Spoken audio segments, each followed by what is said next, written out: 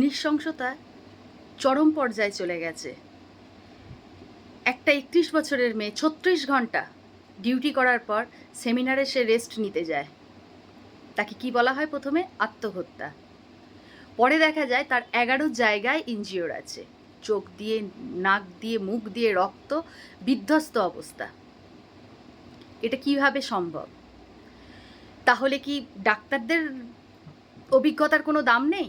ডাক্তাররা দেখে বোঝেননি প্রথমে? পোস্টমর্টমের রিপোর্ট অনুযায়ী তাদের বলতে হলো? কোন সমাজে বাস করছি আমরা?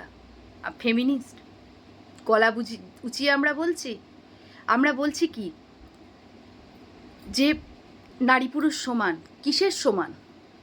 কোথায় সমান? আজ নারী পুরুষ সমান হলে এই ঘটনা কখনো ঘটতো? একটা মানুষকে ওইভাবে, একটা মেয়েকে ওইভাবে নৃশংসভাবে কেউ মারতে পারতো? পারতো না।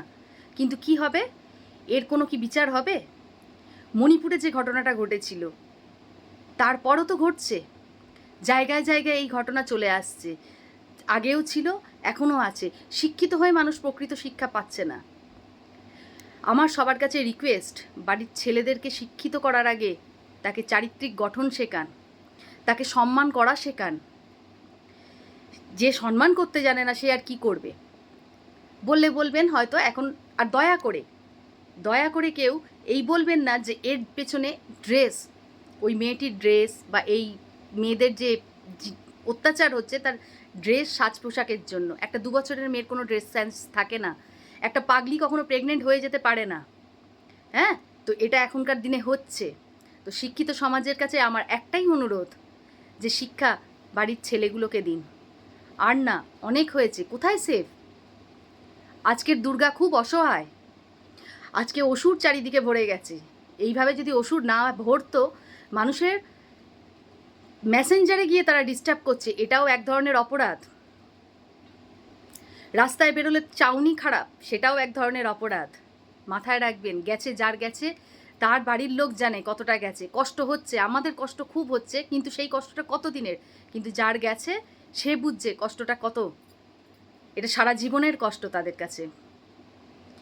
এই কষ্ট আজ নয়, এই জিনিস চলেই আসছে, এর কোনো বিচার হয়নি। কি বিচার হবে? ২ দিন জেল, তারপর ব্যাস শেষ, সব শেষ। সবচেয়ে বড় কথা, ওখানকার ডাক্তার দেখে বলছে এটা আত্মহত্যা। কোন দিক থেকে?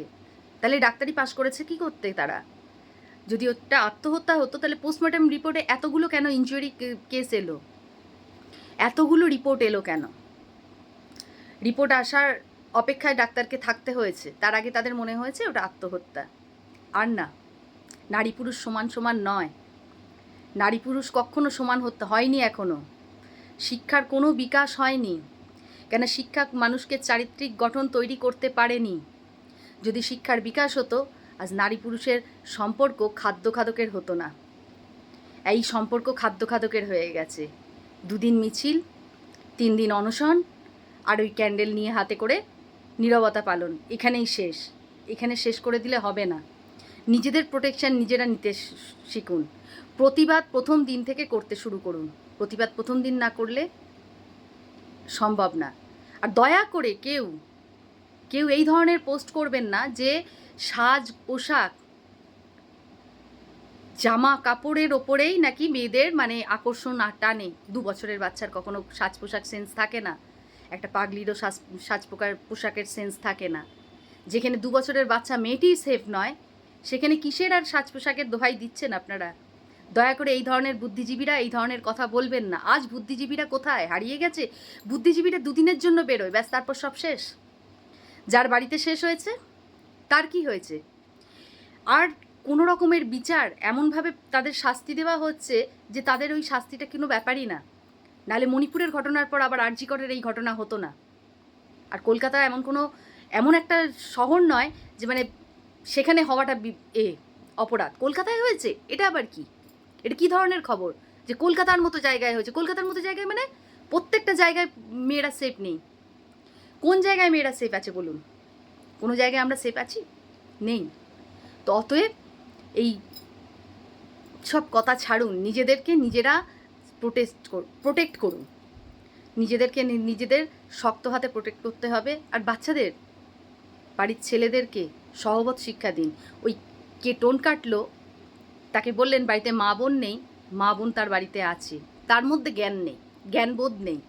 তো এই সামান্য এই কথায় কোনো লাভ হবে না। প্রতিবাদের সুরটা না একটু জোরে উঠুক।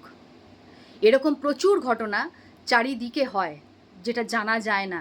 কিছু কিছু আমরা জানতে পারি, তখন না ভেতরে না রক্ত গরম হয়ে যায়, অসহ্য লাগে জিনিসগুলো শুনতে, অসহ্য লাগে এইগুলো দেখতে। প্রতিটা চ্যানেলে এমনভাবে এইগুলোকে বলা হয় যেন মনে হচ্ছে বিশাল কিছু একটা হয়েছে। কি হয়েছে?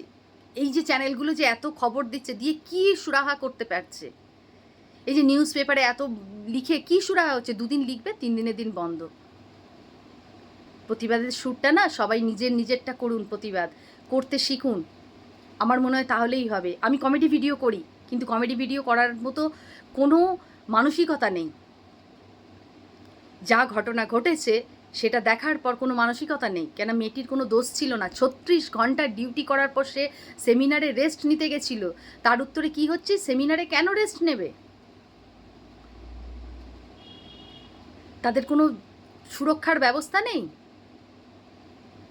রক্ষকই ভক্ষক এমন জায়গায় হচ্ছে জিনিসটা। তার মানে ওই জায়গাটাও সেফ নয় কারুর জন্য। আর এই যে সঞ্জয় রায়, যাকে নিয়ে এত কথা উঠেছে, এই সঞ্জয় রায় কে? সে তো কোনো স্টাফ নয়, আরজি করের কোনো স্টাফ নয়। তাহলে এত অবাধে কেন তার ওখানে যাতায়াত? কিসের জন্য? কেন ওর এত যাতায়াত ওখানে? কেন অত বড় সাহস হয়? এটিও চাপা পড়ে যাবে। হেতাল পাড়েক, মণিপুরের ঘটনার মতো এটাও চাপা পড়ে যাবে, কোনো কিচ্ছু হবে না। এভাবে একজনকে কাঠগড়ায় করে একজনের পক্ষে এটা সম্ভব? সব সময় একজনকে কাঠগড়ায় দাঁড় করিয়ে ঘটনাগুলোকে ধামাচাপা দিয়ে দেওয়া হয়। দয়া করে আর না। এবার নিজেরা জাগুন। দুর্গা আর অসহায় নয়। দুর্গাদেরকে হাতে অস্ত্র তুলুন। আর না। অসুরে ভরে গেছে, অসুরের রাজ্য তৈরি হয়ে গেছে, খাদ্যের সম্পর্ক হয়ে গেছে, সহানুভূতি ভালোবাসা কিচ্ছু নেই। মানুষ কোথাও সেফ নেই। মেয়েরা, মানুষ না মেয়েরা কোথাও সেফ নেই। আর দয়া করে বড় বড় করে কমেন্টে লিখবেন না, কমেন্টসে বলবেন না যে এই জন্য এটা হয়েছে, ওই জন্য করা উচিত ছিল। কেন হয়েছে, কেন হবে, এটা হওয়া উচিত নয়। দয়া করে এই শব্দটা তুলুন আর শব্দের জোর বাড়ান। এমনিতেই তো আমাদের ভারতবর্ষের ছেলেদের চেয়ে মেয়েদের সংখ্যা কমে গেছে। নারী ছাড়া কি করে পুরো বিশ্বব্রহ্মাণ্ড কি করে চলবে? নারীরও যেমন দরকার, একটা পুরুষেরও দরকার। নারীর তো তো নারী জন্ম হলেই তো সেটা নিয়েও আগেকার দিনে চলতো, নারী জন্ম নাকি বিশাল পাপের জন্য হয়। অতএব সন্তানের সাথে ভেদাভেদ যখন সরে উঠে গেছে, এবার এইটাও উঠুক, নারী পুরুষের ভেদাভেদটা উঠুক। মুখে না, আর কোনো রকম লিখিতভাবে না, নিজেরা নিজেদের জায়গাটা লড়ে নিন। কিচ্ছু করার নেই, কিচ্ছু। সবাই প্রতিবাদটা সত্যি একটু বেশি করে তুলুন। আর না, আর সহ্য হচ্ছে না, আর ভালো লাগছে না।